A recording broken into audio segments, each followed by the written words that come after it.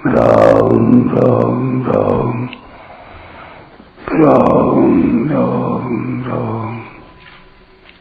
राम राम राम नारायण नारायण। संबंध तीसरे अध्याय के 9वें श्लोक के पूर्वार्ध में भगवान ने व्यतिरेक रीति से कहा था कि यज्ञ से अतिरिक्त कर्म मनुष्य को बांधते हैं। अब 23वें श्लोक के उत्तरार्ध में उसी बात को अन्वय रीति से कहते हैं। गत संगस्य मुक्तस्य ज्ञानावस्थित चेतसः यज्ञायाचरतः कर्म समग्रं प्रविलीयते। जिसकी आसक्ति सर्वथा मिट गई है, जो मुक्त हो गया है, जिसकी बुद्धि स्वरूप के ज्ञान में स्थित है, ऐसे केवल यज्ञ के लिए कर्म करने वाले मनुष्य के संपूर्ण कर्म विलीन हो जाते हैं। व्याख्या।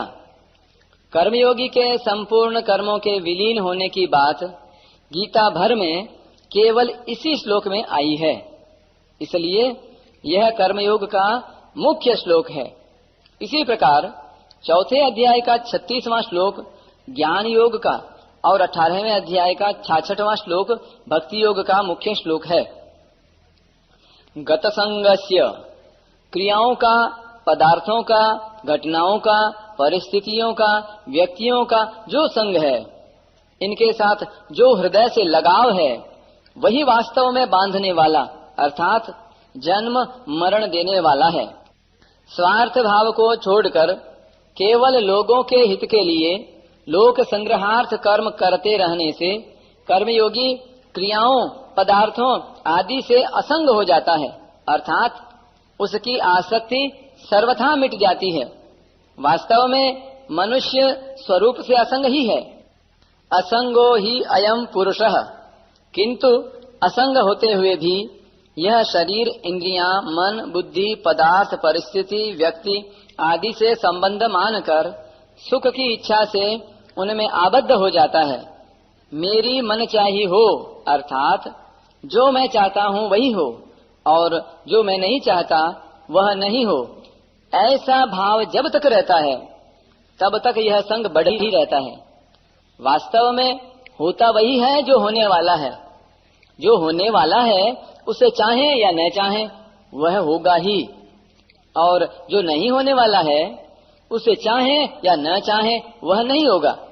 अतः अपनी मन चाही करके मनुष्य व्यर्थ में बिना कारण फंसता है और दुख पाता है। कर्मयोगी संसार से मिली हुई शरीर आदि वस्तुओं को अपनी और अपने लिए न मानकर उन्हें संसार की ही मानकर संसार की सेवा में अर्पण कर देता है। इससे वस्तुओं और क्रियाओं का प्रवाह संसार की ओर ही हो जाता है और अपना असंग स्वरूप ज्यों का त्यों रह जाता है। कर्मयोगी का अहम भी सेवा में लग जाता है।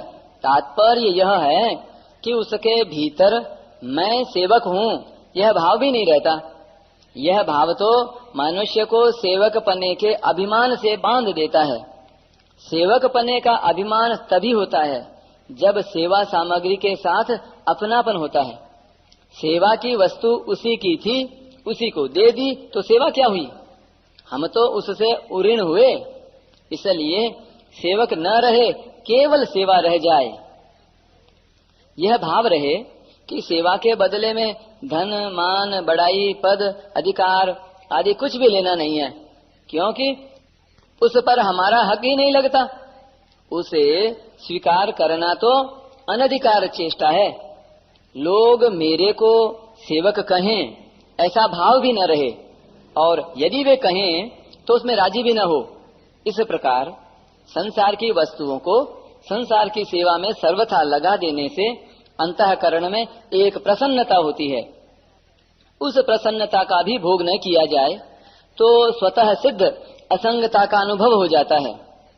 मुक्तस्य जो अपने स्वरूप से सर्वथा अलग हैं, उन क्रियाओं और शरीर आदि पदार्थों से अपना संबंध न होते हुए भी कामना, ममता और आसक्ति पूर्वक उनसे अपना संबंध मान लेने से मनुष्य बंध जाता है, अर्थात पराधीन हो जाता है।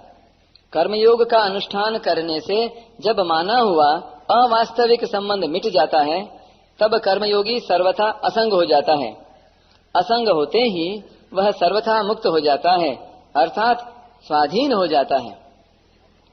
ज्ञानावस्थित चेतसः, जिसकी बुद्धि में स्वरूप का ज्ञान नित्य निरंतर जागृत रहता है, वह ज्ञानावस्थित चेतसः है।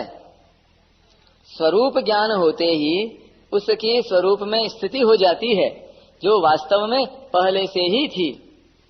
वास्तव में ज्ञान संसार का ही होता है, स्वरूप का ज्ञान नहीं होता, क्योंकि स्वरूप स्वतः ज्ञान स्वरूप है। क्रिया और पदार्थ ही संसार है। क्रिया और पदार्थ का विभाग अलग है तथा स्वरूप का विभाग अलग है, अर्थात क्रिया और पदार्थ का स्वरूप के साथ किंचन मात्र भी संबंध नहीं है। क्रिया और पदार्थ जड़ हैं तथा स्वरूप चेतन है। क्रिया और पदार्थ प्रकाश्य हैं तथा स्वरूप प्रकाशक है। इस प्रकार क्रिया और पदार्थ की स्वरूप से भिन्नता का ठीक ठीक ज्ञान होते ही क्रिया और पदार्थ रूप संसार से संबंध विच्छेद होकर स्वतः सिद्ध असंग स्वरूप में स्थिति का अनुभव हो जाता है। यज्ञायाचरतः कर्म समग्रम प्रविलीयते।